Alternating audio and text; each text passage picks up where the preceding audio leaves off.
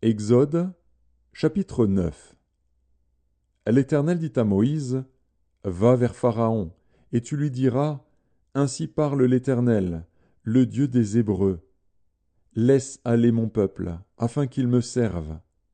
Si tu refuses de le laisser aller, et si tu le retiens encore, voici, la main de l'Éternel sera sur tes troupeaux qui sont dans les champs, sur les chevaux, sur les ânes, sur les chameaux, sur les bœufs et sur les brebis.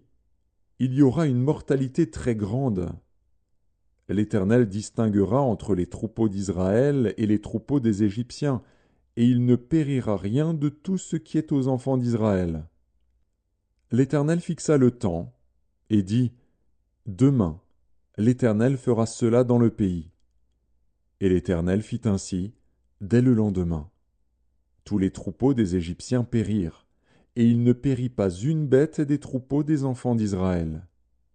Pharaon s'informa de ce qui était arrivé, et voici, pas une bête des troupeaux d'Israël n'avait péri. Mais le cœur de Pharaon s'endurcit, et il ne laissa point aller le peuple. L'Éternel dit à Moïse et à Aaron, Remplissez vos mains de cendres de fournaise, et que Moïse la jette vers le ciel, sous les yeux de Pharaon. Elle deviendra une poussière qui couvrira tout le pays d'Égypte, et elle produira, dans tout le pays d'Égypte, sur les hommes et sur les animaux, des ulcères formés par une éruption de pustules. Ils prirent de la cendre de fournaise et se présentèrent devant Pharaon. Moïse la jeta vers le ciel, et elle produisit sur les hommes et sur les animaux des ulcères formés par une éruption de pustules. Les magiciens ne purent paraître devant Moïse à cause des ulcères, car les ulcères étaient sur les magiciens comme sur tous les Égyptiens.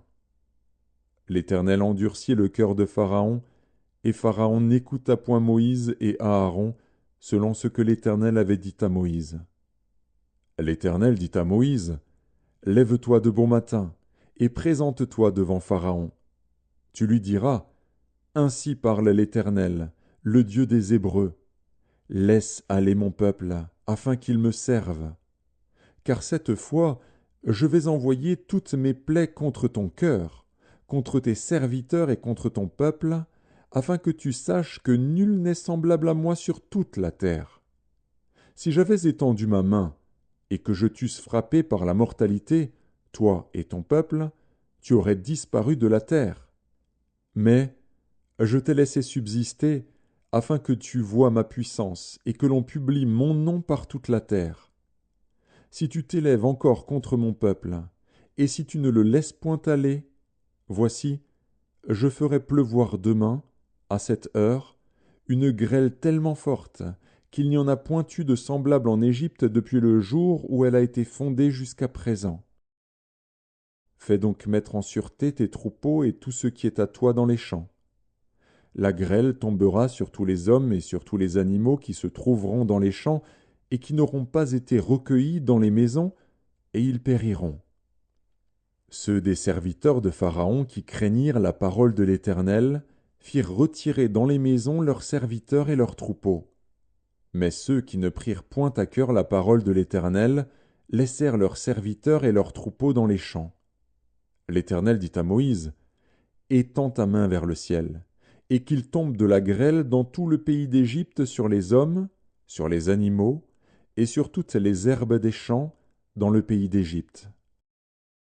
Moïse étendit sa verge vers le ciel, et l'Éternel envoya des tonnerres et de la grêle, et le feu se promenait sur la terre. L'Éternel fit pleuvoir de la grêle sur le pays d'Égypte. Il tomba de la grêle, et le feu se mêlait avec la grêle. Elle était tellement forte qu'il n'y en avait point eu de semblable dans tout le pays d'Égypte depuis qu'il existe comme nation. La grêle frappa, dans tout le pays d'Égypte, tout ce qui était dans les champs, depuis les hommes jusqu'aux animaux. La grêle frappa aussi toutes les herbes des champs, et brisa tous les arbres des champs. Ce fut seulement dans le pays de Goshen, où étaient les enfants d'Israël, qu'il n'y eut point de grêle. Pharaon fit appeler Moïse et Aaron et leur dit, « Cette fois, j'ai péché.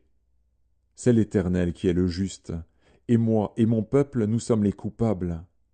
Priez l'Éternel, pour qu'il n'y ait plus de tonnerre ni de grêle, et je vous laisserai aller, et l'on ne vous retiendra plus. » Moïse lui dit, « Quand je sortirai de la ville, je lèverai mes mains vers l'Éternel. Les tonnerres cesseront et il n'y aura plus de grêle, afin que tu saches que la terre est à l'Éternel. Mais je sais que toi et tes serviteurs, vous ne craindrez pas encore l'Éternel Dieu. » Le lin et l'orge avaient été frappés, parce que l'orge était en épi et que c'était la floraison du lin. Le froment et l'épeautre n'avaient point été frappés, parce qu'ils sont tardifs. Moïse sortit de chez Pharaon pour aller hors de la ville. Il leva ses mains vers l'Éternel, les tonnerres et la grêle cessèrent, et la pluie ne tomba plus sur la terre.